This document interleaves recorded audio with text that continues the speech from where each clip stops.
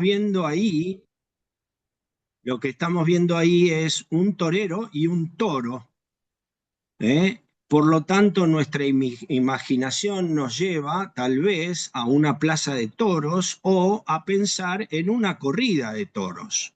Mm. Cuando pensamos en una corrida de toros, pensamos en lo poco o mucho que habremos conocido sobre una corrida de toros.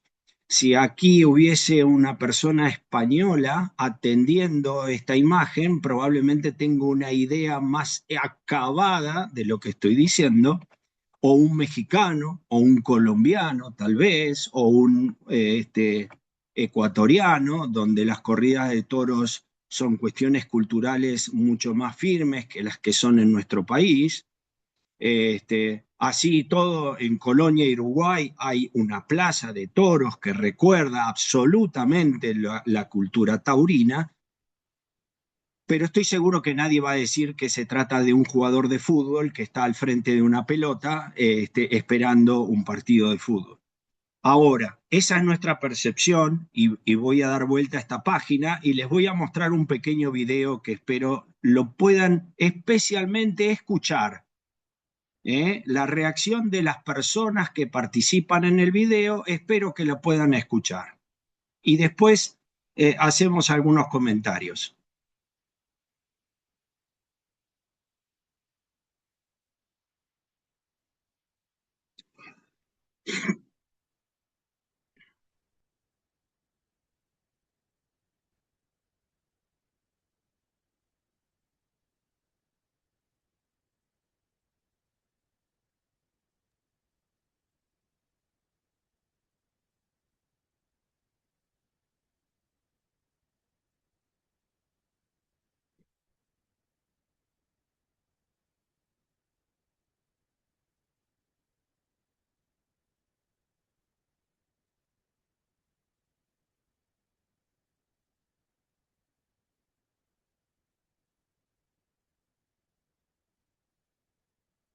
Muy bien. Creo que todos habremos atendido a este video con un poco de extrañeza, capaz que alguno lo había visto, pero las palabras claves acá que hemos escuchado es la primera vez, esto es inédito, Doc- este, Perdón, no lo escuchamos, ¿eh? ahí voy, a ver, hola, hola, hola. Sí, a usted sí, pero el video no lo Ah, ¿no escucho. se escuchó el video? Bueno, No, el video no se escuchó. era otra de Mm, de las sí. cosas que queríamos evitar. Bueno, no importa, ya no nos vamos a ocupar de eso. En el video hay un relator muy entusiasta que empieza relatando la corrida de toros y cuando se produce el incidente de que el toro sube a las tribunas empieza a volverse con una excitación muy particular y dice, esto es inédito, es una tragedia, bla, bla, bla, bla, bla, bla. Yo lo que buscaba con esto y con los comentarios del relator es mostrarles a ustedes que muchas veces uno cree que las condiciones para determinada actividad están dadas y que se pueden realizar de manera controlada y no ocurre eso. Si ustedes me preguntan quiénes son las personas que más cara pagaron su entrada para mirar esa corrida de toros, son las de más cercanas al ruedo. Si ustedes me preguntan si hubo alguien que pidió una entrada de favor o que pidió que le concedan la mejor ubicación por algo, son esas. Entonces, bueno, eh, acá tengo mi segundo traspié, pero no se preocupen, vamos a avanzar. Este, la idea de esto es mostrar que además de que los expertos conocen cuáles son las dimensiones y cuáles son las necesidades de una plaza de toros, este toro hizo algo que es inédito y que no estaba analizado, no estaba pensado. Y nosotros somos la plaza de toros y el toro son los riesgos que no están controlados. Entonces, de una u otra forma, ese toro, por distintas características, subió a las gradas y cometió mucho daño. Y si yo les preguntase a ustedes cuántas ambulancias creen que normalmente hay en una plaza de toros, probablemente coincidamos con que hay una que es para el torero. Pero en este caso hubieron tantas personas heridas que fue necesario llegar con ambulancias que llegaron tarde. Y si ustedes me preguntan normalmente de una plaza de toros, ¿cuántas personas terminan una jornada herida o lastimada? Yo les diría que ninguna. Después de casi 7 años en México, 7 años y medio en misión en México, no es normal que termine lastimado alguien en una plaza de toros. Bueno, acá han habido más de 30 personas con distintos daños, no solo producidos por el toro, sino producidos por lo que implica la acción tan traumática que acabamos de ver. Gente que se tiraba al vacío, gente que por escaparse se golpeaba, se lastimaba, etcétera. Entonces, alguien hizo la evaluación de riesgos y no contempló que esto podía ser posible. Muy bien, esa es la idea de lo que yo les estoy mostrando. Fíjense lo impresionante de la acción, ¿no? Lo que este animal de casi 500 kilos fue capaz de hacer. Por supuesto que si uno va a la Plaza de Toros hoy en día ve que ya las medidas de prevención han sido tomadas post a que esto ha ocurrido, y no antes, sino post. Entonces, bueno, esa es un poquito la cara de las personas y la imagen que a mí me gusta mostrar. Este, las personas realmente muestran la cara que normalmente tiene el ser humano cuando se sorprende con algo, ¿no? Muy bien. A partir de este momento, damas y caballeros, yo intentaré introducirlos en un túnel. En ese túnel le voy a colocar una serie de información en la carretera, en la ruta, en las paredes, en el techo, y cada uno de ustedes va a ir viendo esa información y la va a ir recibiendo y la va a poder analizar en función a su propio background, a su propia procedencia, ¿eh? A su propia situación personal que tiene, de dónde ve esta presentación, cuál es su ámbito de trabajo, cuál es su situación profesional, cuál es la formación que ha tenido, cuál es su proyección que está buscando, y que lo ha traído a anotarse o a ver esta presentación, el género, por supuesto, la edad, qué edad tiene cada uno, la proveniencia, etcétera. Cada uno de ustedes va a poder analizar esta información y trataremos de hacer algunas conclusiones al final. Entonces, claramente quiero decirles que de todo lo que vamos a ver ahora, en el centro de todo están las personas. No hay ningún otro interés, no hay ninguna otra motivación. En el centro de todo están las personas. Y cuando hablo de las personas, hablo de las personas que son víctimas como población vulnerable o como personas vulnerables, y también hablo desde el punto de vista de la persona que interviene en ayuda de la población vulnerable, de las personas que van a hacer la intervención vulnerable. Esas fotitos que ustedes pueden ver son fotos propias tomadas en la frontera de México con los Estados Unidos, allá bien al norte. Muy bien. Dicho esto, hay conceptos claves, si bien no los vamos a explorar a todos los conceptos, pero sí hay conceptos claves que se tienen que entender y que es muy importante entender o comprender, ¿no? Para poder tener una intervención eficaz y eficiente, es realmente importante entender estos conceptos que van a ser y van a garantizar, porque son determinantes para el éxito de una intervención en el marco de una acción humanitaria. Ya sea la palabra crisis, amenaza, riesgo, vulnerabilidad, exposición, factores de mitigación, son términos que los escuchamos tal vez muchas veces y que asumimos entender o creer saber de qué se trata, probablemente sí, pero técnicamente tiene eso un desarrollo. Conocer estos conceptos evita confusiones conceptuales para poder diseñar planes de emergencia o de contingencia, para poder diseñar políticas públicas de respuesta y también en intervenciones humanitarias.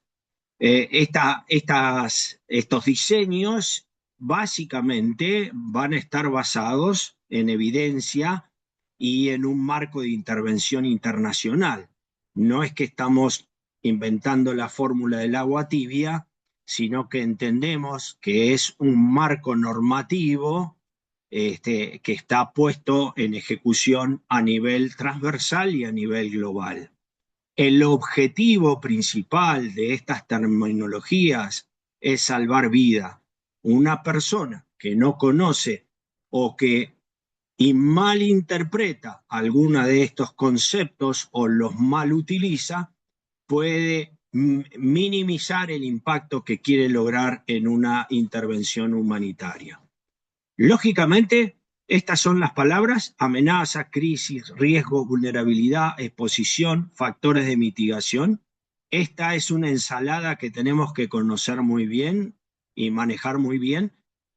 En esta clase, particularmente, voy a avanzar sobre algunas, nada más. Obviamente no puedo avanzar completamente sobre todo, pero vamos a avanzar sobre algunas. Acuérdense de este detalle. Eh, la palabra desastres naturales no está bien utilizada. No existen los desastres naturales, existen eventos naturales. Ahora, si la preparación que tiene el lugar, la sociedad, las personas no es adecuada, ese evento natural puede derivar en un desastre. Normalmente se simplifica y se dice desastre natural, pero la naturaleza no provoca desastres. La naturaleza provoca un evento. El desastre se produce porque los lugares, las ciudades, las personas no están preparadas para ese evento natural. Muy bien, vamos para adelante. Yo les propongo avanzar con una modalidad que nos va a permitir guiar esta presentación de manera muy práctica y amigable. Este es el modelo de análisis de amenaza y gestión del riesgo que yo les propongo compartirles. Voy a tratar de ir un poquito rápido en honor al tiempo de ustedes. Ustedes van a ver una primera línea donde ven una evaluación de programa. Vamos a revisar lo que es rápidamente la evaluación de amenazas. Vamos a entrar en los conceptos de vulnerabilidad y después toda la información que sale de ahí se mete en un cofre donde analizamos el riesgo y sobre eso vamos a la parte más creativa, que es encontrar las estrategias de mitigación. Si les parece bien, avanzamos y esperemos que sea divertido y entretenido para ustedes. La gestión del riesgo es un factor, el riesgo, digamos, ¿no? Es inherente a nuestras actividades cotidianas. El riesgo forma parte de nuestra vida. No le tenemos miedo al riesgo, ¿no? Cada vez que salimos de nuestra casa y abrimos nuestra puerta y tomamos un colectivo, ya estamos en un nivel de riesgo, ¿no? O sea, dependemos del conductor que maneja el colectivo, o cuando subimos un taxi, o cuando cruzamos la calle, dependemos del conductor. Es la vida. Entonces, la vida no es estar sin riesgo, sino la vida es saber manejar los riesgos, ¿no? Saber conducir, gerenciar los riesgos. Entonces, este sistema, este modelo que yo les presenté, que se llama SRM en inglés, Security Risk Management, que es el modelo, como les decía, que utiliza Naciones Unidas a nivel global para las intervenciones en ayuda humanitaria y de campo, permite evaluar a qué estamos expuestos y cómo manejarlo. Es identificar, evaluar y reducir los riesgos a un nivel aceptable mediante la definición y el control de las amenazas y las vulnerabilidades que están asociadas. Es una herramienta de gestión, no es una herramienta estática, sino es una herramienta de gestión. ¿Eh? Muy bien. Hay que ser erudito, mago, hay que ser un chamán. No, no es una ciencia exacta. Esto se aprende. Esto se necesita un equipo, pero es una metodología que sirve para organizar el pensamiento y es extremadamente pertinente y apropiado para los líderes, los conductores, los gerentes, los que tienen que diseñar políticas, y esto permite maximizar las oportunidades de los programas o las intervenciones, las misiones y las operaciones. Muy bien. ¿Para qué sirve? Definir estándares de seguridad en intervenciones,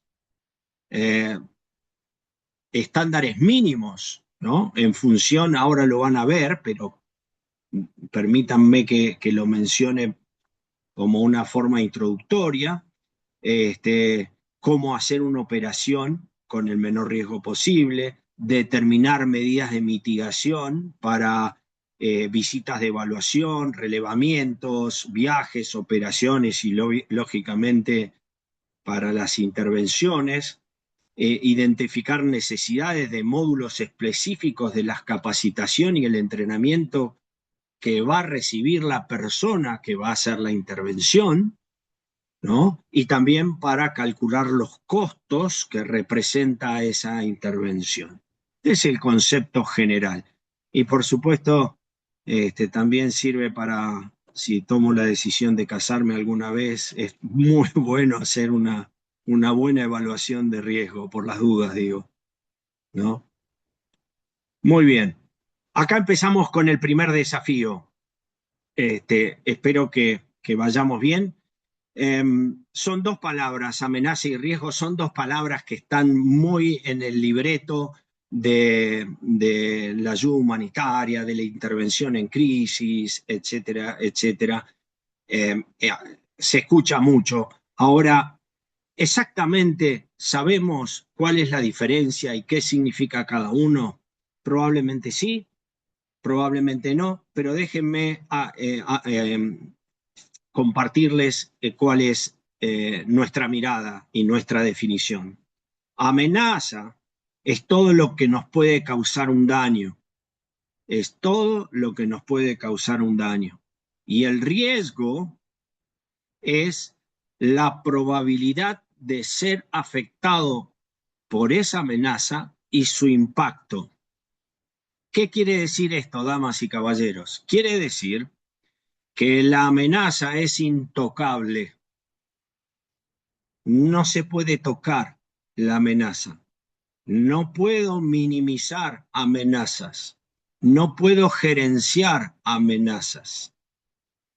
Sí puedo minimizar y sí puedo controlar riesgos, porque si disminuyo esos dos componentes que tiene el riesgo, que es como el sal y la pimienta, la probabilidad y el impacto, entonces yo sí puedo mitigar el riesgo. O sea, el riesgo es como una artesanía de cerámica. Yo la puedo moldear, la puedo tocar, puedo hacer con el riesgo una figura que más me convenga a mí. Y ahí hay tres palabritas que vamos a ver más adelante que están relacionadas, involucradas en el riesgo, con la amenaza, que tiene que ver con la intención la capacidad y el contexto inhibitorio que exista en el lugar de la intervención. Espero que haya quedado claro porque estas dos palabras nos van a acompañar durante toda la presentación. Recuerden, amenaza es algo que nos puede pasar, pero el riesgo es la probabilidad de que eso que nos puede pasar nos pase y cuál es el impacto que nos va a ocasionar si es que nos pasa. Muy bien, acá están las definiciones, básicamente lo que acabamos de hablar, están ahí para poder dar una mirada, causa potencial del daño, riesgo, probabilidad de impacto, probabilidad, nivel evaluado en función a la historia, a ese contexto, cómo sé la probabilidad de algo, lo vamos a ver ahora, y el impacto es el daño potencial. Y este método, ¿para qué sirve? Para identificar la ocurrencia, la probabilidad, determinar esa probabilidad y ese impacto, pero esencialmente para determinar medidas de mitigación y cuáles son los mejores recursos que yo puedo utilizar para poder actuar en una intervención, en un evento humanitario, ¿no? En una misión humanitaria. Muy bien. La percepción es tremendamente importante. Acá hay un reto muy claro para las personas que se introducen en este procedimiento de análisis de amenaza y riesgo, conseguir una percepción de ese riesgo de manera consensuada y común a veces es difícil. Ustedes pueden ver nomás en estas dos gráficas que yo les acompaño, hay personas con distinta percepción del riesgo, ¿no? O sea, en las fotos hay gente que entiende el riesgo de manera totalmente distinta. Y eso puede ser o exceso de confianza, puede ser ignorancia, puede ser anestesia, anestesia. Cuando uno está en una situación de conflicto, les aseguro que cuando uno llega a la zona de operaciones de la crisis, uno los primeros días no puede dormir porque escucha los ruidos, porque las explosiones molestan, etcétera, pero al tercer mes todo eso ya desaparece y uno se aclimata, entre comillas, y empieza a convivir anestesiado con determinadas circunstancias que cambian su percepción. Muy bien. ¿Asumir riesgos es malo? No, por supuesto que no, de ninguna manera, porque como dijimos al principio, convivimos con los riesgos. Lo que sí no está tan bueno, diría, es asumir riesgos excesivos o sin información o sin control, ¿no? Eso diría que no es aceptable porque sería nuestra cerámica que armamos sería una cosa tan frágil que se rompería con solo soplarse, ¿no? Entonces, si bien es un hecho normal e inevitable de la vida asumir riesgos, pero cuando hay circunstancias especiales, eh, eh, se necesita tener información y mantener un control aceptable de esto que llamamos riesgos. Entonces, este es el modelo, yo ya se los mostré, nos va a acompañar durante toda la presentación, así que no se preocupen, hay una parte de arriba, son las tres ventanitas de arriba que es la evaluación, después la ventanita del medio que es el análisis y obviamente la final que es la ejecución, que es la parte más importante. Pero esta gráfica nos va a acompañar durante toda la presentación, van a ver. Muy bien, ahí la tenemos arriba a la derecha, es la secuencia de acciones. Las primeras tres ventanitas, que es la evaluación de programas, la evaluación de amenazas y la evaluación de vulnerabilidad, son simultáneas. son simultáneas. ¿Por qué son simultáneas y paralelos y superpuestos? Porque los resultados de esas tres ventanitas son las que le van a dar el combustible, le van a dar la energía, el insumo suficiente al paso siguiente, que es el análisis de riesgo propiamente dicho. Entonces van a ver que estas tres evaluaciones son simultáneas. Las vamos a ir viendo una por una, pero son la primera etapa, llamémosle así. Estas tres ventanitas es la primera etapa, la del análisis. Muy bien. Entonces empezamos por la primera ventanita, la de la izquierda, la evaluación de programas. Evaluación de programas está relacionado con qué voy a hacer, cuál es mi responsabilidad, cuál es mi mandato. Me voy a involucrar en una intervención en poblaciones vulnerables. ¿En qué entorno? ¿Qué tipo de poblaciones? ¿Qué clase de poblaciones? ¿Dónde está el evento? ¿Es un evento único? ¿Es un evento global? ¿Es un evento particular? Entonces, eso tiene que ver con la evaluación del programa. ¿Cuál es el mandato? ¿Cuáles son las actividades? Identificar los beneficiarios, a quiénes voy a servir, a quiénes voy a intervenir, quién es la organización que puede ser afectado. Yo voy como parte de quién, de qué organización, qué perfil tiene mi organización que va a hacer esta intervención. Voy representando a quién, cuál es la historia de ese quién. La información operacional, básicamente, que responde a los interrogantes básicos que están ahí: quién, qué, cuándo, dónde, cómo y por qué. Explica por qué la organización, o sea, los intervinientes, pueden ser afectados, y ya les voy a decir por qué es importante esto. Detalla las instalaciones, las actividades y las operaciones específicas con las que se pueden contar o que pueden ocurrir en la operación humanitaria, e identificar qué componentes específicos de la intervención pueden verse afectados por las amenazas que se hayan detectado.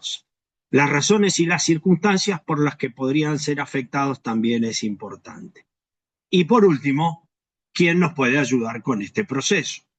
Porque una vez que empiezo a entender cuál es mi responsabilidad y mi misión, tengo que encontrar a ver quiénes van a ser o qué va a ser de proveedor de la mejor ayuda posible para mí. Entonces, cuando termino la evaluación de programas, paso, acuérdense que son simultáneas, pero esto es ahora la evaluación de amenazas.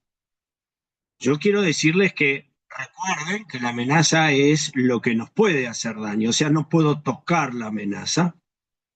Entonces ahí tenemos amenazas genéricas y amenazas específicas, ¿sí? Amenazas específicas. Ahora vamos a ver el detalle. Y los escenarios de amenazas específicos pueden ser directos o indirectos, reales o estimados, y pueden tener una historia, una intención y una capacidad para hacernos daño. Eso con respecto a los escenarios de amenazas específicas. Y por supuesto tiene un componente de análisis de situación que tiene que ver con qué cosas son relevantes para cada una de esas amenazas y cuál es el ambiente geográfico y temporal donde se va a dar la intervención. Esto es realmente importante, ese ambiente geográfico y temporal. Creo que todos sabemos muy bien, especialmente vuelvo porque yo ahora me encuentro en Buenos Aires, no es lo mismo salir de la capital federal una tarde de viernes a las 5 de la tarde por la Panamericana, donde uno para llegar hasta, no sé, al Camino de Buen Aire puede tardar un par de horitas, que salir por ese mismo lugar un día domingo a las 7 de la mañana, donde puede demorar 15 minutos, 20 minutos. ¿Qué quiero decir? depende del lugar y el momento donde yo debo intervenir, está directamente relacionado con este análisis de amenaza. Muy bien. Para nosotros, las amenazas son muy sencillas, son nada más que 5. Algunos se estarán sorprendiendo, pero bueno, permítanme compartirles esto. Especialmente para Naciones Unidas, que es donde me baso la experiencia, las 5 amenazas genéricas son los grupos o conflictos armados, el terrorismo, el crimen, los peligros o hazard y los desórdenes o manifestaciones violentas. Violentas. La palabra clave es violencia, algo que desestabiliza y genera impacto en la población. Violencia. Muy bien, esas son las 5 amenazas genéricas. Ahora, para poder intervenir en una ayuda humanitaria, tengo que traducir estas amenazas genéricas en amenazas específicas. Por razones propias de la presentación, yo voy a tomar nada más que 2 amenazas para poderles compartir algunas amenazas específicas. Si tomo el crimen, que es una de las amenazas genéricas, yo voy a traducir como amenaza específica alguna de las cosas que puse acá. Robos de vehículos, asaltos, robo de instalaciones, domicilio, fuego cruzado, secuestro, extorsión, homicidio, tirador activo, narcobloqueo, ciberataque, saqueo y habrán tantas otras. ¿Por qué utilizo el crimen? Utilizo el crimen como una de las amenazas genéricas que me gusta desplegar con las amenazas específicas, porque muchos de los lugares donde a los trabajadores humanitarios les toca desplegar para hacer sus intervenciones es en lugares en donde este flagelo está tremendamente presente. De hecho, que entre el año 25 y lo que va del 26, es histórica la cantidad de trabajadores humanitarios que han sido víctimas de distintas circunstancias, ya sea por el crimen o por el terrorismo o la guerra. Muy bien. Otra amenaza genérica que voy a transformar en específica es los peligros o hazard.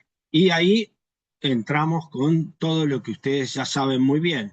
Deslave, inundación, enfermedades, hemos tenido pandemias, había gente que tenía que activarse e intervenir, por más pandemia que sea, había gente que tenía que hacer cosas, ¿no? Intervenir sobre la población damnificada. Picaduras, incendios, humo, avalancha, frío, calor, contaminación, tormentas, terremotos, huracanes, tsunamis, sequía, erupción volcánica, tornados, materiales tóxicos y podría seguir seguramente, si ustedes me ayudan, estar un rato más identificando amenazas específicas.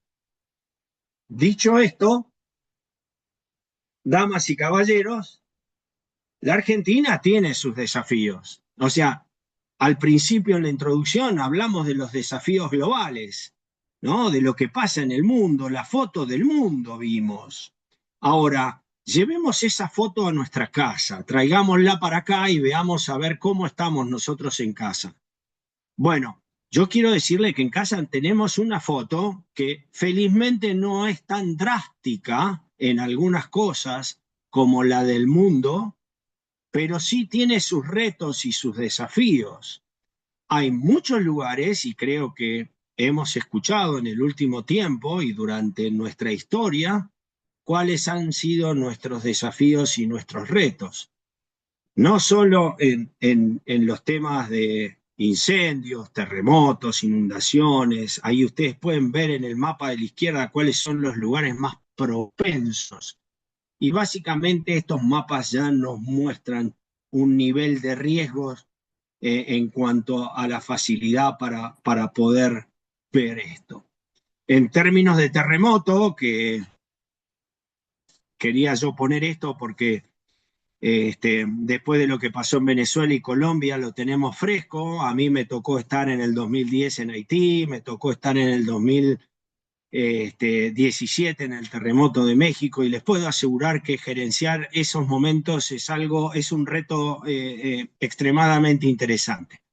Y tenemos en nuestro territorio nacional, eh, creo que la mayoría de nosotros lo conoce, pero si tenemos colegas o gente conectada de otros lados, aprovechen para saber que especialmente nuestro límite con la cordillera de los Andes, con el vecino país hermano de Chile, los retos en términos de terremotos son extremadamente grandes y significativos. Números de las experiencias pasadas, no me voy a detener acá, pero nos sobran información para saber que cuando nos pasa nos puede doler, ¿no? Cuando nos pasa nos puede doler, y habrá que saber si estamos preparados para ese cuando nos pasa. Muy bien, lo mismo pasa con la sequía, los efectos climáticos. No me voy a quedar con esto, no me los voy a detener, pero esto lo que provoca es población vulnerable. Son seres humanos que de un momento a otro quedan en unas condiciones que no son la del status quo que manejaban naturalmente o comúnmente. O sea, se produce una disrupción en el estado, no solo físico, sino también estructural, económico, emocional, social, de las personas que son víctimas de esto. ¿Cuáles son los actores comunes presentes en estas circunstancias? Lógicamente, de acuerdo a la situación del contexto, el beneficiario, o sea, la víctima, y las personas que van a brindarle la solidaridad a través de una acción humanitaria. O sea, la famosa intervención, ¿no? La intervención humanitaria. Entonces acá yo hago mi primera reflexión importante, o que le pongo un resaltador arriba, es cómo ser parte de la solución y evitar ser parte del problema si quiero intervenir en una acción humanitaria. Siempre recuerdo en un momento que llegó una misión a ayudar, no importa dónde, una de las personas llegó con un dolor, terminó siendo operada de apéndice en el lugar más crítico del planeta. O sea, una persona que fue enviada para ayudar terminó siendo otra víctima grave del escenario en donde se estaba dando la crisis, ¿no? Entonces, todas estas cosas tienen que ver con esto que estamos conversando. Muy bien. Para responder a esas amenazas hay que evitar medidas precipitadas o desproporcionadas. Por eso hay un procedimiento que es el que estamos haciendo. Por eso es este esquema. En un contexto de amenazas múltiples, una medida desajustada, lógicamente puede incurrir en riesgos adicionales, que es un poco lo que yo les conté, para el equipo de intervención, como también para los beneficiarios. Muy bien, ahora ya vimos el análisis de programa, ya hablamos de las amenazas y ahora hablamos de la vulnerabilidad, ¿no? Especialmente esta maestría que tiene que ver mucho con la palabra vulnerabilidad, porque abarca la vulnerabilidad macro en todas sus expresiones, pero recordemos de qué vulnerabilidad estamos hablando en este caso. Entonces, esta vulnerabilidad que nos hace atender esta presentación es transversal. ¿Qué significa? Como dije recién, rompe absolutamente todos los esquemas. Transforma y multiplica cualquier otra vulnerabilidad exponencialmente. Y las personas más vulnerables en todos los otros sentidos, una vez que está envuelta en una crisis o en un evento humanitario, en un desastre, se potencia cualquier otro tipo de vulnerabilidad.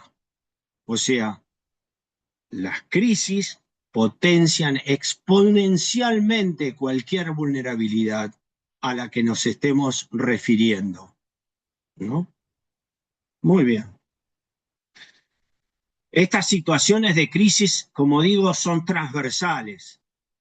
Y ustedes pueden ver en esos aros concéntricos todos los componentes que vimos recién de los factores de vulnerabilidad, pero cuando hay un impacto que tiene que ver con un desastre, ¿sí? Esos factores de vulnerabilidad se potencian, generan más exposición, generan fragilidad, que es un término nuevo dentro de los términos de ayuda humanitaria, y eso pone en extrema, pero extremo exposición todo lo que tiene que ver con la adaptación a la respuesta y a la resiliencia de la sociedad o las personas que han sido impactadas por este desastre. Entonces, recuerden este dato, porque estamos hablando de vulnerabilidad. Cuando hablamos de desastres, tienen un impacto tal y es transversal que todas las vulnerabilidades a las que nosotros querramos hacer mención se potencian, se magnifican y quedan tremendamente expuestas. Obviamente, la persona más vulnerable preexistentemente va a ser la que más va a sufrir este tipo de impacto o este tipo de vulnerabilidad. Muy bien. Entonces, para nosotros, cuando hablamos de vulnerabilidad, lo definimos como la diferencia entre fortalezas y debilidades. Cuanto más fortalezas hay, menos vulnerable es ese algo. Entonces, el esfuerzo que debo hacer es identificar las debilidades para transformarlas en fortalezas. Cuando decimos que hay un algo muy vulnerable, inclusive puede ser un trabajador humanitario, es vulnerable cuando tiene más debilidades que fortalezas, cuando tiene más puntos débiles que fuertes. Si yo voy a mandar una persona a trabajar como primer respondiente en una zona de terremoto, probablemente yo tenga que preguntarle en la encuesta inicial a esa persona si sufre de asma. ¿Por qué debo hacer esa pregunta? Porque en la zona sísmica, para poder trabajar, el polvo que ha provocado el derrumbe se va a mantener específicamente por más de 40 días dando vuelta por el medio ambiente y no va a salir de ahí. Por lo tanto, si yo mando o selecciono una persona que va a hacer una intervención como primer respondiente en una zona sísmica de un terremoto y es asmática, lo que estoy haciendo es generarle una debilidad. Por lo tanto, si la voy a mandar igual, porque puede ser que vaya igual, que no sea un reto, debo generarle fortalezas, darle las herramientas para que se sobreponga a cualquier crisis asmática provocada por el polvillo, el polvo, etcétera, etcétera. Entonces, resumo aquí, lo de vulnerabilidad es la diferencia entre fortalezas y debilidades. Cuanto más fortalezas tenga, menos vulnerable soy. En términos de selección de personal, de qué equipo voy a llevar, qué capacitación tengo que tener, cuáles son las instalaciones que tengo que ocupar, cuáles son los procedimientos que vamos a necesitar y cuáles son las operaciones que vamos a realizar. Muy bien, voy a seguir. Espero que vayamos dándole seguimiento a esto. Ahora viene la parte más divertida. Ahora, acuérdense, los primeros 3 casilleros de arriba eran los insumos, era la información, era la materia prima que se ponía para hacer el análisis del riesgo. El análisis de riesgo tiene una matriz que ya viene prefijada para poder trabajar. Muchos acá seguramente tendrán o habrán visto este tipo de matrices, dan vuelta por distintos métodos, pero yo les voy a compartir hoy el que tenemos nosotros a disposición. Es tremendamente importante que todos esos insumos que evaluamos arriba sean volcados acá. Y mucho cuidado con este detalle, porque si hay algo que omití arriba, el resultado de este análisis va a ser deficiente. De ahí la importancia de los 3 cuadraditos de arriba. Si hay algo que se me pasó, una amenaza específica, una vulnerabilidad o un hecho del programa que no lo traigo para acá, entonces probablemente mi resultado no sea el esperado. Ahí tienen una gráfica. Para mí el análisis de riesgo es la cocina, es donde está el chef. El analista de riesgos no es un solo. Para una operación humanitaria no hay un analista de riesgo, hay un equipo de analistas de riesgo. Se necesita que haya gente que se autodesafíen. Ustedes acuérdense cuando yo les mostré lo de la percepción, ¿no? Entonces, acá es tremendamente importante que en este grupo de personas que van a hacer el análisis de riesgo, hayan gente con experiencia en distintos ambientes y que tengan la capacidad y franqueza de desafiarse y desafiar al equipo. Repito, desafiarse, porque a veces les aseguro que cuesta desafiarse uno mismo, uno se enamora de la propia opinión, se enamora de una creencia y se enamora de su experiencia, que muchas veces necesita el input de la experiencia ajena. Muy bien,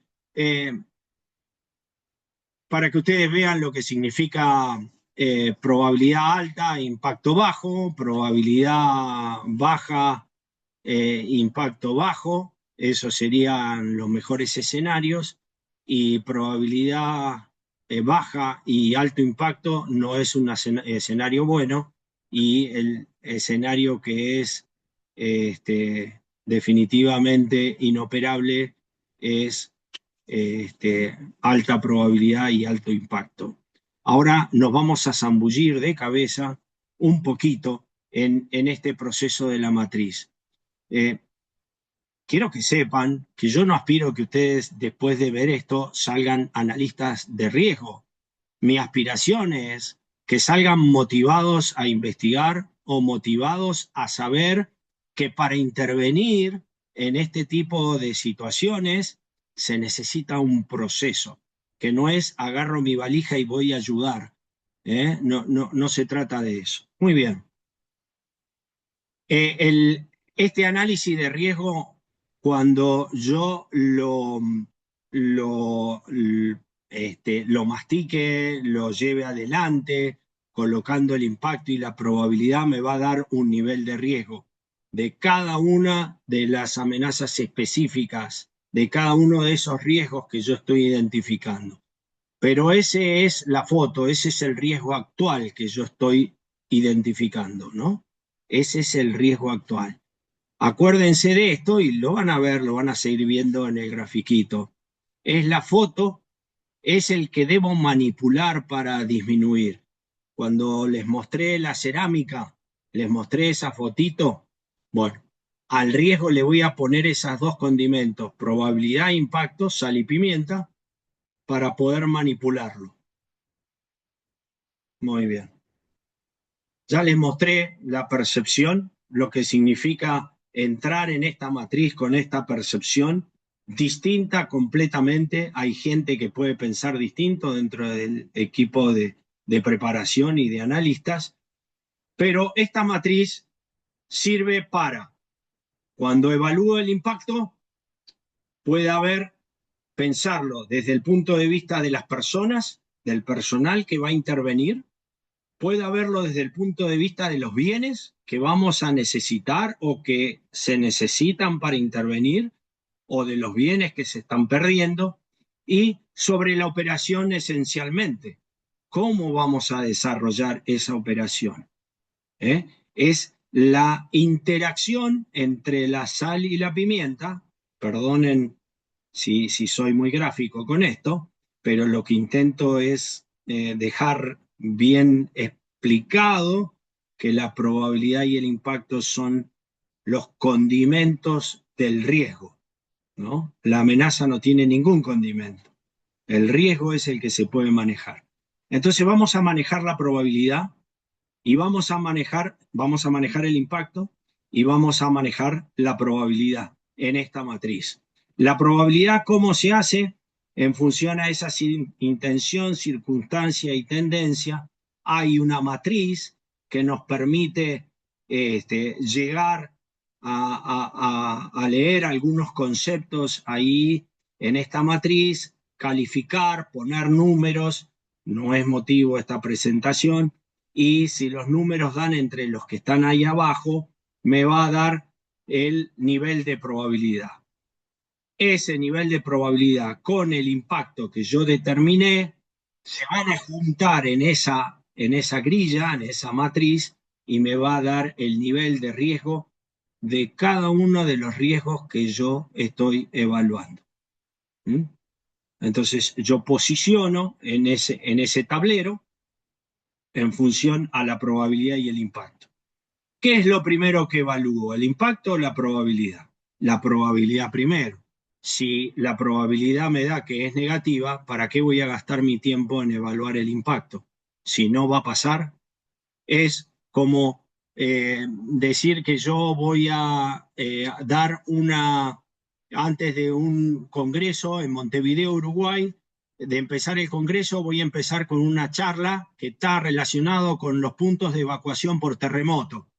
No, es que no, porque la probabilidad de ocurrencia de un terremoto en Montevideo es prácticamente nula. Entonces, ¿por qué voy a analizar el riesgo terremoto en Uruguay, en Montevideo?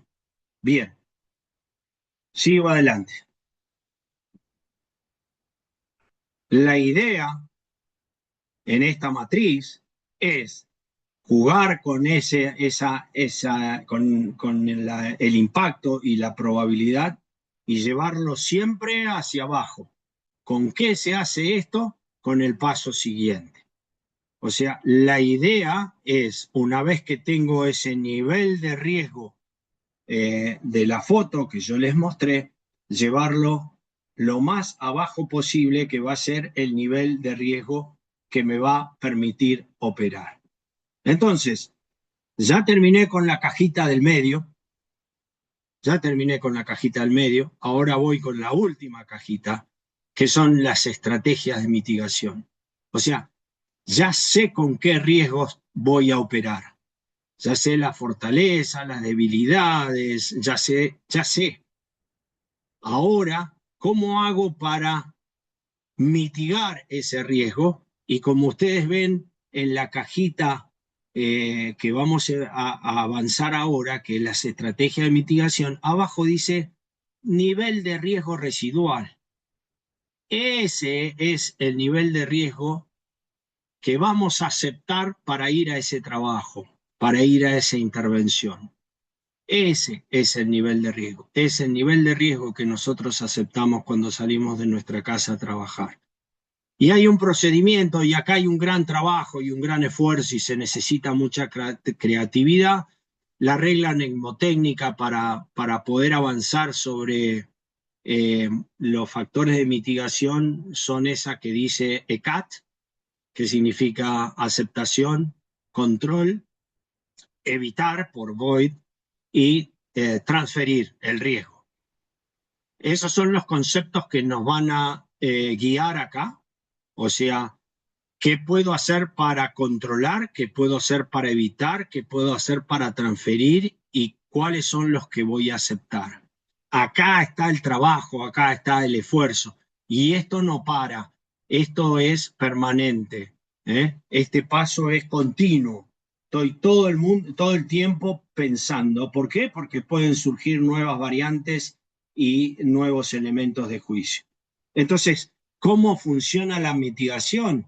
Cada vez que yo quiero bajar la probabilidad o que quiero bajar el impacto, tengo que ver qué medidas adopto para que ese nivel de riesgo se mueva siempre hacia lo más bajo. ¿Cómo hago para bajar la probabilidad y cómo hago para reducir ambos? Algunas veces en mi clase me gusta, bueno, no me quiero demorar, pero me gusta mencionar el cinturón de seguridad. El cinturón de seguridad en nuestro auto, ¿qué disminuye? ¿La probabilidad o el impacto? El impacto.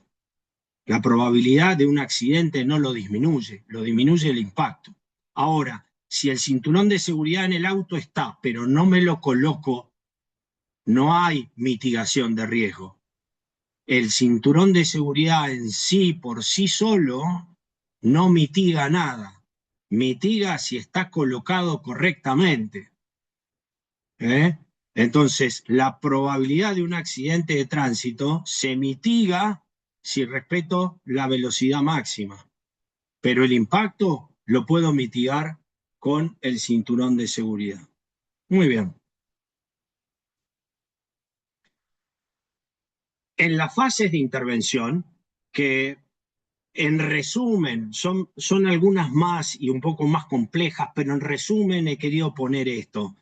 Hay una parte de prevención y preparación, hay una parte de respuesta inmediata cuando se produce el desastre o la crisis, y hay una parte de recuperación temprana y de desarrollo.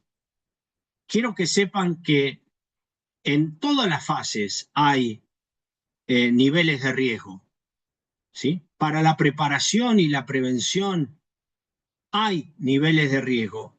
Por eso, justamente, se hace este trabajo para prevenir, o sea que parte del resultado de la mitigación de riesgo puede ser volcada en esa fase de prevención y de preparación.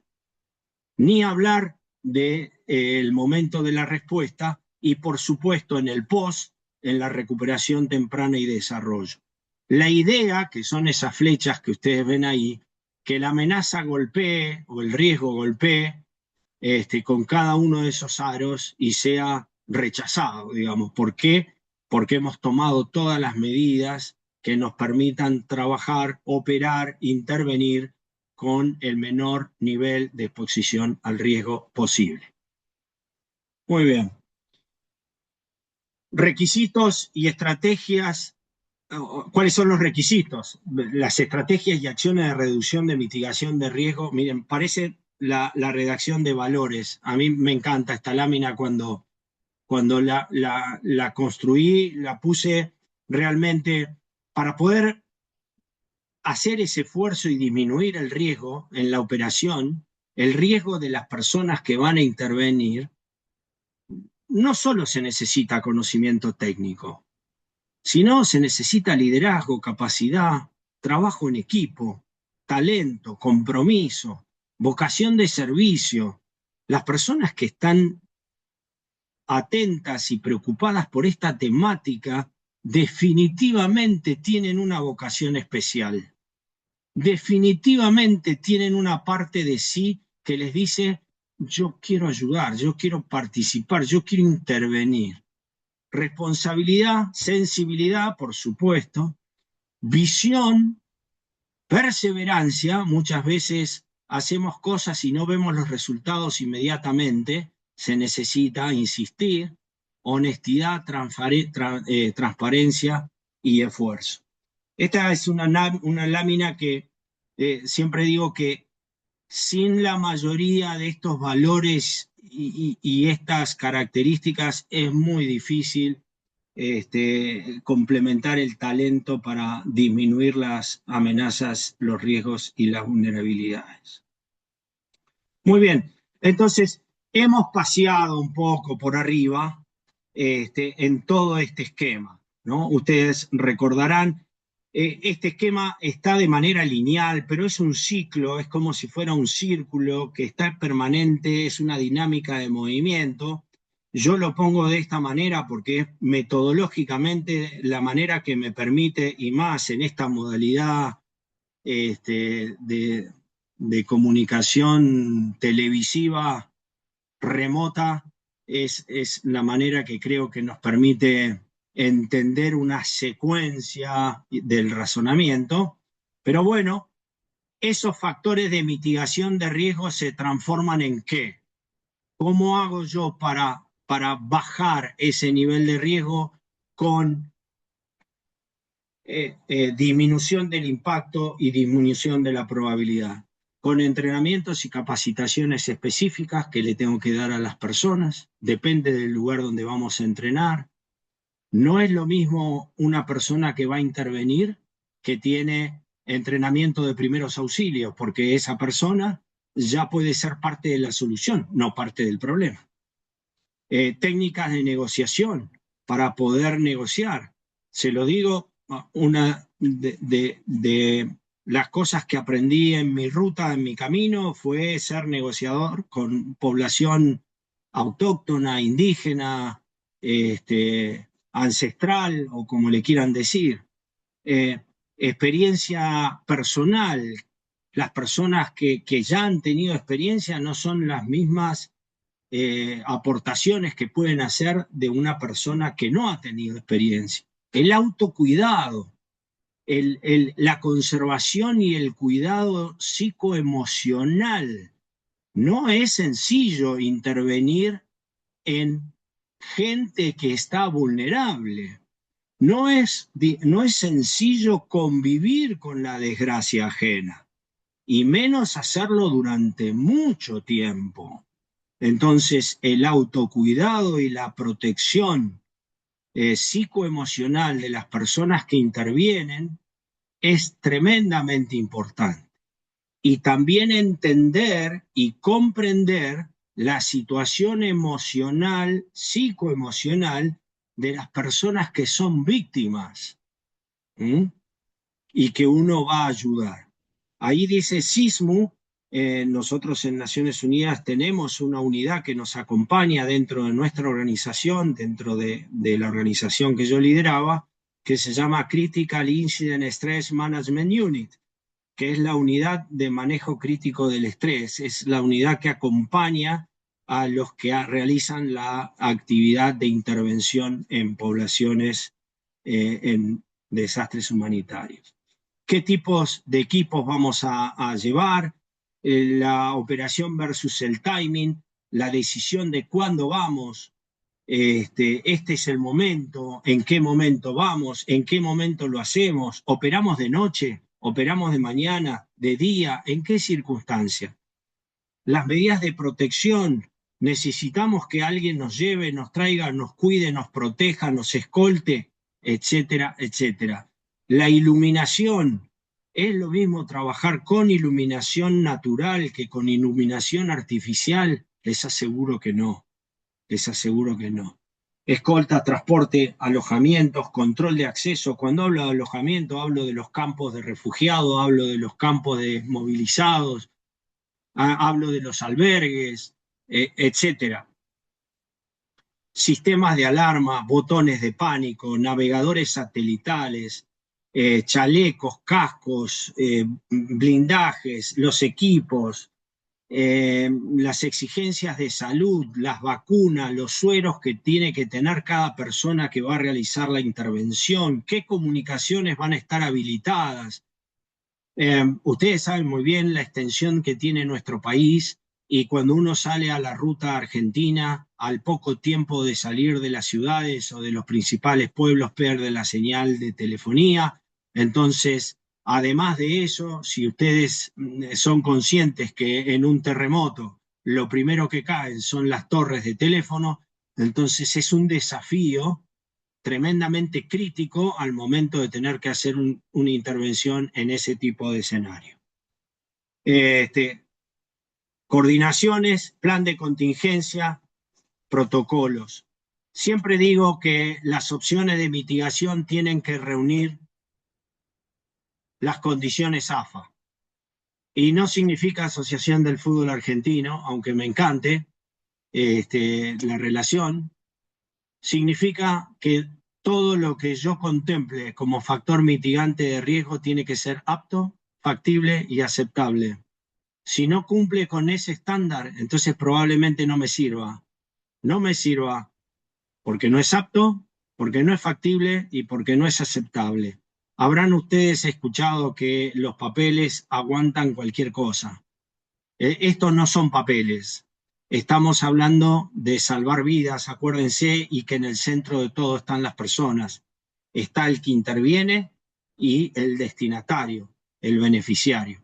Entonces, esto tiene que ver con que lo que proponga sea apto, factible y aceptable. Muy bien. Entrenamientos. Las personas que van a intervenir en poblaciones vulnerables o en situaciones de ayuda humanitaria tienen que tener entrenamientos de distintas características, empezando por primeros auxilios hasta, no sé, hay gente que llega a los alojamientos y tienen que armar una carpa, le dan una carpa o llevó una carpa y no sabe armar una carpa. Cuestiones básicas a cuestiones avanzadas es importante poder entender. El tema del el impacto que ha tenido el lugar para poder realizar la intervención. Hay lugares que realmente no cuentan con los medios y los accesos disponibles. Ahí pueden ver algunas fotos tomadas en el huracán Ida en mis años en El Salvador, en el 2009. Para poder intervenir en determinados ambientes, uno tiene que contar con equipos perfectamente estipulados. No puede irse con el ropero de la casa, no puede irse con su auto personal en el baúl, no. Deberá tener identificado cuáles son los elementos necesarios para ser parte de la solución y no ser parte del problema. La calidad de los alojamientos, cómo vive uno durante meses mientras realiza la intervención. Este es nuestro lugar en Haití. ¿Cómo hace uno para que esto no lo degrade? Porque si esta circunstancia te degrada, entonces tu capacidad para darle al prójimo, para darle al beneficiario la ayuda que está esperando de uno, empieza a disminuir. Entonces, la capacidad de adaptación es tremendamente importante para la persona que va a hacer un tipo de intervención en esta circunstancia. El escenario, el medio ambiente, cómo enlazarse, cómo combinar, cómo encajar y cómo empezar a controlar ese escenario y medio ambiente de manera tal de que el efecto que uno quiere dar sea el que realmente las personas terminan recibiendo. En estas circunstancias les aseguro que se ven las mayores miserias humanas y uno se involucra en esa circunstancia y también puede ser impactado o afectado. Son situaciones y escenarios que muchas veces generan la necesidad de contar con personas con capacidad de diálogo, con capacidad de gerenciar negociaciones, con capacidad de generar coordinaciones. ¿Por qué? Porque las personas que han sido víctimas quieren todo y ya, necesitan todo y ya. Es imposible volver a situación cero de un día para el otro. Por eso se llama mitigar, por eso se llama resiliencia. O sea, Resiliente significa, a pesar de haber sufrido esto, tengo la capacidad de seguir. Bueno, uno necesita acompañar y fortalecer esa resiliencia. Son escenarios de alta complejidad en donde muchas veces uno también se ve expuesto. Las enfermedades, los lugares en donde uno le tocan trabajar, ponen y desafían las propias capacidades, no solo personales, que es lógico que así sea, sino de la estructura de la organización en la cual uno está involucrado. Puede ser una ONG, puede ser un equipo de respuesta de algún organismo internacional, etcétera, etcétera. Lamentables fotos de Haití. El impacto situacional, las contingencias y las condiciones de movilidad, obviamente, son otro reto. Muchas veces uno quiere, pero no puede, ¿no? Entonces, eso es otra de las cuestiones que en estas condiciones de evaluación de riesgo debe considerar y debe involucrar. Finalmente, terminando, lamento que haya sido un poco la carrera, pero esperamos que haya sido de su agrado y utilidad.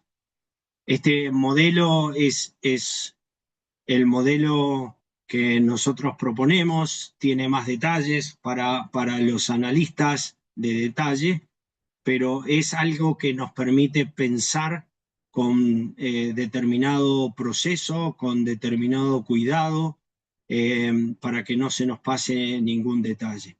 El nivel de riesgo en la que se puede trabajar es el de abajo de todo, no es el de arriba, es el de abajo, es después que hemos bajado la vulnerabilidad y es después que hemos bajado el nivel de riesgo a través de factores de mitigación, de probabilidad y de impacto. Muy bien. Esto sirve también para evaluar costos. Cuando alguien me dice cuánto me va a costar esto o por qué necesita esto, por qué necesita una planta potabilizadora de agua, por qué necesita un navegador satelital, por qué necesita un Starlink, por qué necesita, sale de este proceso de evaluación de riesgo. Necesito esto porque es un factor mitigante de riesgo para que yo pueda cumplir la misión, llegar a la persona víctima en la mejor condición y en el menor riesgo posible. Y acá se acaban los caprichos, los yo quiero, no, por favor, deme esto, quiero esto. No, esto es algo, especialmente cuando uno utiliza fondos que son públicos, necesita rendir cuentas, y este proceso de análisis de amenaza y riesgo es uno de los procesos más claros y concretos para rendir cuentas en ese sentido. Muy bien. ¿Cuáles son los recursos más importantes? Depende de la intervención, depende de dónde estemos y cuáles son las circunstancias. Lo que nos queda claro que el más importante de todos es la persona, es la preparación de la persona que va a hacer la intervención.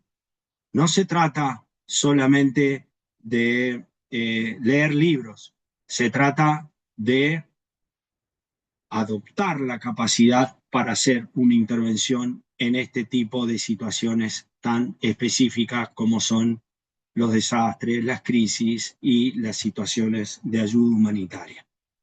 Muy bien. Es la diferencia entre la asistencia eficaz y eficiente, con la que pone en peligro a quienes la realizan y a quienes la reciben. ¿Cuál sería nuestro aporte? ¿No? ¿Cuál sería nuestro aporte? Y yo termino con esto que escribí y que publiqué hace poco, una frasecita. Dice: hoy nos enfrentamos a un doble desafío. Por un lado, nuestras propias limitaciones para resolver los conflictos en paz, y por el otro, una naturaleza que pone a prueba cada día más nuestra resiliencia. Frente a este panorama es urgente preguntarnos cómo podemos minimizar el impacto de estas amenazas. Y bueno, mi respuesta es un poco lo que hemos visto hoy acá, ¿no? La gestión de riesgo rigurosa y estratégica, esencialmente indispensable para cualquier intervención en ambiente humanitario. Desde ya, muchísimas gracias. Espero que haya sido de su interés. Yo estoy abierto a si alguno quiere hacer alguna pregunta, pero le dejo, lamentablemente no puedo hacer presencia por la cámara, me siento tremendamente frustrado, pero bueno, Marta, estoy en tus manos con esto, si querés liderar el final, yo estoy acá a disposición. No sé cuántas personas se han conectado, Marta. Alrededor de 45 personas están conectadas, profesor. Bárbaro, Así que, bárbaro. antes que nada, le agradezco muchísimo en nombre del equipo de la dirección de la maestría por tan excelente presentación que sin duda inspira y motiva a seguir profesionalizándonos para intervenir cada vez mejor en contexto de vulnerabilidad. Como decía usted, ser parte de la solución y no del problema. ¿Eh? Es un verdadero privilegio, les comparto a todos, contar con la presencia y la trayectoria del profesor, el doctor Salas, que es el profesor titular de una de nuestras materias, Intervención Interdisciplinaria en Crisis, Desastres y Catástrofes, y con todo su equipo siempre se pone ahí eh, siempre está dándonos, está a disposición de la dirección y también de cada uno de los alumnos en pos de encontrar soluciones. Así que muchas gracias, doctor Sale. También nosotros lamentamos no verlo, pero sabemos que está ahí y que nos ha dado una clase magistral excelente. Creo que también nos está acompañando la doctora Dolores Vicente, decana de nuestro Instituto de Ciencia de la Familia y también directora de la maestría. ¿Estás por ahí, Dolores? La saludo a Dolores entonces. Y sí, Ricardo, un lujo haberlo tenido esta tarde. Verdaderamente felicitaciones. Bueno, merecidas felicitaciones se están colocando en el chat. La verdad que nunca dejamos de aprender cosas nuevas. He participado en varias oportunidades de sus espacios y la verdad que tienen una gran riqueza. Así que más que agradecidos por esta charla que ha dado tan completa y tan profunda, ¿sí? Y que cuando en algún momento nos preguntamos por qué era tan importante estudiar estos temas, creo que cada día nos damos cuenta de la importancia que tiene cada uno de estos aportes y la importancia de la planificación y el cuidado también de quienes van a intervenir. Así que bueno, gracias sinceramente por todo lo que seguimos aprendiendo, doctor Salas. No, a usted, Dolores, muchísimas gracias. Muy No, por amable favor. por darnos la oportunidad y por confiar que podemos ser un granito importante en medio de los excelentes profesores que tiene esta maestría, que cada vez parece como que junta más personas y eso es muy alentador. Bueno, y se juntan vocaciones, como tal como lo mencionó, profunda vocación de servicio, y creo que eso es el secreto, ¿no? De la riqueza justamente del trabajo colaborativo. Así que no, sinceramente, gracias. Acá tenemos una pregunta, doctor Sala, si se la pudiéramos hacer. Adelante, lo que quieran. Sí, Mónica Leguiza nos pregunta justamente que las organizaciones internacionales han publicado una lista de elementos que todos deberíamos tener en una mochila para eventualidad. Y si usted cree en esto, ¿es necesario? Y si su respuesta fuera afirmativa, ¿qué elementos sugiere aparte de un botiquín? Eso es lo que nos Bárbaro. pregunta. ¿Qué pregunta? Después de lo que Sí. acabamos de ver, muchas gracias por la pregunta. ¿Cómo se llamaba la persona que preguntó? Mónica. Mónica. Bueno, muchas gracias, Mónica, por la pregunta. Yo quiero hacer referencia a lo que vimos hoy y hacerme fuerte en lo que vimos hoy, ¿no?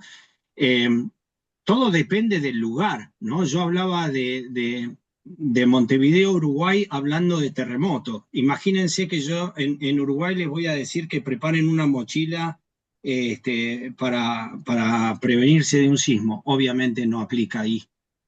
Ahora, le aseguro que en lugares como México, Chile, Colombia, Venezuela, los lugares sísmicos, yo viví 4 años en El Salvador, en Honduras, todas las familias y todas las políticas de protección civil recomiendan tener no una mochila. Muchas veces los elementos estos deben estar distribuidos en las habitaciones de una casa o en las oficinas, en lugares estratégicos, porque cuando el incidente ocurre, no es lo mismo quedar soterrado con una mochila que tiene 2 botellas de agua y eso me va a permitir a mí extender mi supervivencia un tiempo, o tener un silbato que permita que cuando me busquen los perros o me busque alguien yo pueda hacer sonar desde abajo de los escombros, etcétera, etcétera. Entonces, no hay un estándar fijo o una receta. Ahora, si ustedes me preguntan, en la ciudad de Buenos Aires, y bueno, un buen botiquín, pero más que un buen botiquín, pegado en la heladera, en la refrigeradora, el número de teléfono de emergencia a que voy a llamar en caso de que pase algo. Porque en el momento que ocurra algo, especialmente con un niño, con alguien, la persona que lo atiende va a entrar en un estado emocional complejo y no se va a acordar ni del número que tiene que llamar. Entonces, para poder gerenciar adecuadamente una crisis, hay que generarse esos factores mitigantes. Tener el número, saber, uno pierde o rompe el teléfono y creo que queda incomunicado para siempre, ya no se acuerdan los números ni puede llamar a nadie.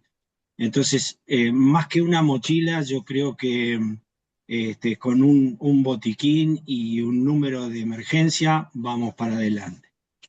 Excelente. Ricardo, tenemos otra pregunta.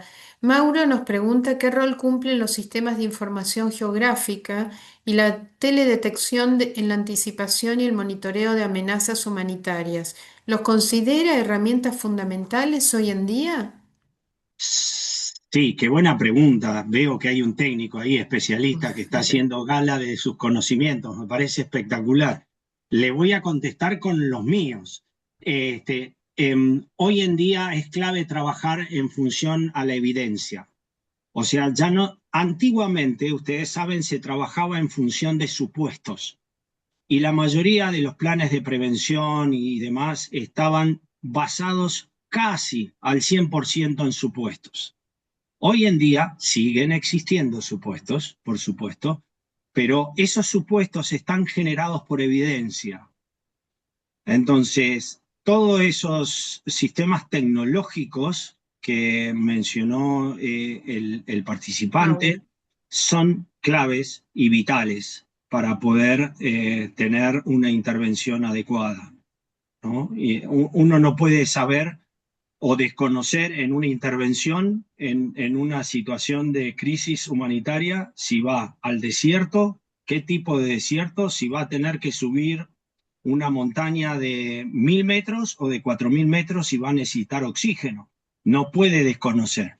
Y la tecnología es la que le va a decir cuál es la realidad que va a vivir en el terreno. Así que sí, 100% vigencia. Buenísimo. ¿Podemos seguir abusando de su generosidad, doctor? No, por favor, estoy feliz. Yo Bueno, creo que tenemos voy a pagar el no haberme podido conectar. Mil disculpas. No, por favor. Tenemos otra consulta de Cintia que pregunta sobre el fenómeno del niño, que a diario nos alarman las noticias. ¿Cómo evitar sentir miedo ante una amenaza que posiblemente vendrá? Gracias por la pregunta. Bueno, yo no tendría miedo. Lo que haría es un poco lo que hicimos acá. Si Ujú. esa amenaza se activa, lo mejor depende de dónde ella esté haciendo esta pregunta. Hay lugares de Argentina que están siendo azotados por ciclones, grandes vientos, huracanes, tornados. Los factores mitigantes de riesgo. son claves. Hacer este proceso es clave. Ustedes recordarán, yo mencioné hoy, convivimos con los riesgos. Nuestra vida está expuesta a los riesgos. El tema es no desatenderlos, es hacer gerencia. Entonces, depende de donde haga la pregunta, es cómo me preparo para que, no importa si es el fenómeno del super niño que le llaman ahora, o del niño, o lo que sea, que nos toque, si soy consciente de cuáles son los retos del lugar donde me encuentro, voy a poder hacer un gerenciamiento de riesgo adecuado y conseguir los factores de mitigación que me permiten sobrevivir, ¿no? Que me permiten llevar adelante mi vida. Perfecto, muchas gracias, doctor. Tenemos una manito levantada de Viviana Guantay. Viviana, ¿vos querrías hacer una consulta? Hola, hola, Sí, sí. sí, ¿Cómo le sí. va, doctor? Buenas noches. Mi nombre es Viviana Guantay. Yo vivo en San Lorenzo, Salta. Acá estamos con la cordillera oriental de los Andes centrales hacia el oeste. Tenemos la cordillera, lo que es las sierras hacia el este. Bueno, estamos en una zona de valle.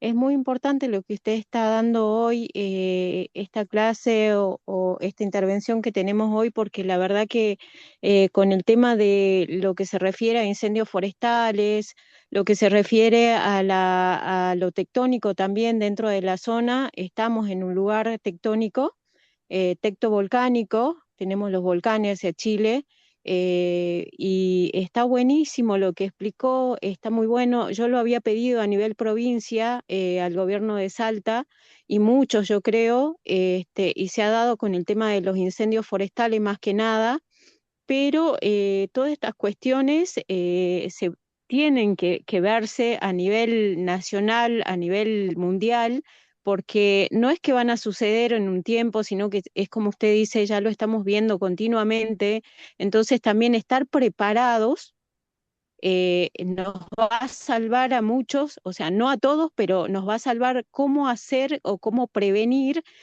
cuando hay estas catástrofes, ¿no? Así que agradezco muchísimo la clase de hoy y nada, seguir haciendo conciencia de esto. Bueno, gracias por tus comentarios, Viviana, muy amable. Yo creo que sí. Esa es una de las funciones de todos los niveles de gobierno y de los estados, ¿no? A veces, justamente, esos son los temas importantes donde un estado se tiene que ver y tiene que estar presente. Afortunadamente, la Argentina tiene sus niveles de protección civil, el SINAGIR, las provincias a nivel municipal. Lo que sí, yo no llevo mucho tiempo de regreso en la Argentina, pero debo decir que muchas veces el hecho de que no nos pasen tan seguido cosas tan dramáticas nos hace que nuestra guardia, tal vez en términos de preparación, me cuesta sembrar dudas, tal vez estoy siendo este, incorrecto en lo que digo, pero a mí me gustaría que esta metodología sirva para hacer simulacros en todos los lugares, especialmente como el tuyo. Mirá, yo soy tucumano, sé a lo que te referís, este, pero sí, especialmente en los lugares de riesgo, como en los que estás vos. Así que, bueno, muchas gracias por tu No, comentario. es importantísimo, yo creo que es importantísimo porque no solo tenemos acá, tenemos las inundaciones, las cuencas que van subiendo también dentro de la zona, tenemos los valles dentro de la zona, igual que ustedes, también Tucumán tiene bastante los diques, todas estas cuestiones son muy importantes, yo soy guía de alta montaña, guía de sitio, de lugares, he visto, también me ha tocado estar en incendios forestales dentro de la zona y de esta región que es montañosa.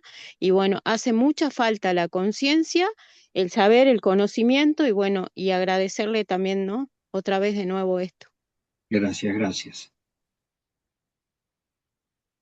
Bueno, Bueno, muy bien. son múltiples los saludos, doctor Salas. La verdad, ha sido verdaderamente un gusto.